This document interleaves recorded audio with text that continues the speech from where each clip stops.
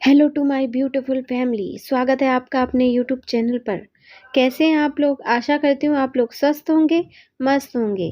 आज मैं आपके लिए लेकर आई हूँ हिंदी क्लास 10th से सूरदास जी का जीवन परिचय, यूपी बोर्ड एग्ज़ाम 2024 के लिए। तो चलते हैं अपने टॉपिक की तरफ। सूरदास जी का जीवन परिचय। भक्तकालीन महाकवि सूरदास जी का जन्म सन 1478 ईस्वी में रुनकता नामक गांव में हुआ था। इनके पिता का नाम पंडित रामदास था और इनकी माता का नाम यमुना दास था। इनके गुरु का नाम आचार्य वल्लभाचार्य था और ये जन्म से ही अंधे थे, ऐसा बहुत सारे लोगों का मानना है। जन्म से अंधे होने के कारण भी इन्होंने कृष्ण लीलाएं, बाल लीलाओं का अद्वितीय तरीके से वर्णन किया है। यह वात्सल्य और श्रृंगार रस के ख्याते श्रेष्ठ कवि माने जाते हैं। सन 1583 ईस्वी में ब्रज में उनकी मृत्यु हुई थी। तो सूरदास जी की सन 1583 ईस्वी में ब्रज में मृत्यु हो गई थी।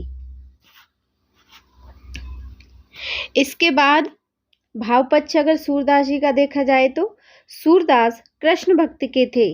काव्य ही उनका भगवत भजन था। उन्होंने अपनी रचनाओं में कृष्ण की बाल लीलाओं और प्रेम लीलाओं का वर्णन किया है।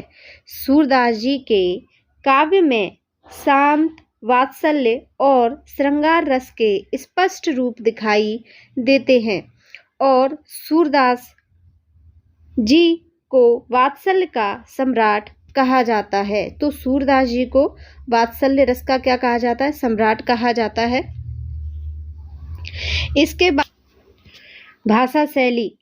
सूरदास जी की भाषा शैली ब्रजभाषा है।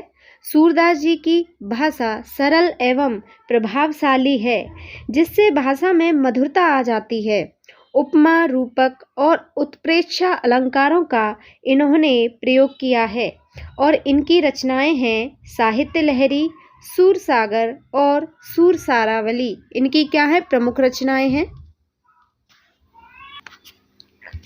सूरदास जी के कुछ प्रमुख दोहे भी हैं, जैसे कि मैया मोही दाहू बहुत खिजायो, चरण कमल बंदो हरे राही और मैया मोही मैं नहीं माखन खायो। ये क्या है? इनके प्रमुख दोहे हैं।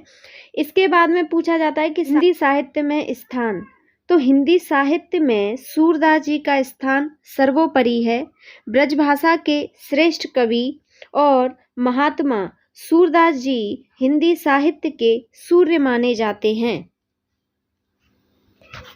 तो ये है सूरदास जी का जीवन परिचय क्लास 10th के लिए। वीडियो आपको कैसा लगा कमेंट में ज़रूर बताइएगा और वीडियो देखने के लिए आपका बहुत बहुत धन्यवाद। इसके अलावा प्लीज़ वीडियो अच्छा लगे तो लाइक और सब्सक्राइब ज़रूर करिएगा। Thanks for watching.